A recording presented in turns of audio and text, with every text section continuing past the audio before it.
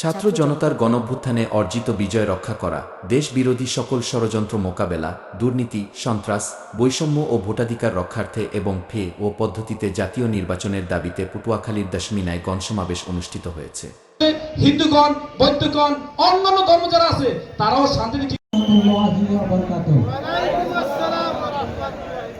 এবং আমার ইউনিয়নের সকল দশমিনা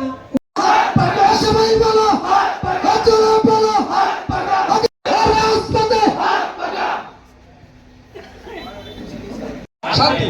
ইসলাম যদি ক্ষমতা আসে ধর্ম বর্ণ নির্বিশেষে আলাইহি ওয়া আলা আলিহি ওয়া সাহাবিহি ওয়া বারাকা ওয়া সাল্লাম। তো মুহাব্বতের সাথে সবাই বলি আল্লাহ। আমরা ইসলামিক সমাবেশ করতে পেরেছি দশমিনা উপজেলায় সুন্দরভাবে নির্দ্বিধায় নির্বিঘ্নে নির্বাধায় মানুষ প্রত্যেকটা এলাকা থেকে আর এই মৌলবাদীরা তাদের ক্ষমতা দেখাইতে হবে,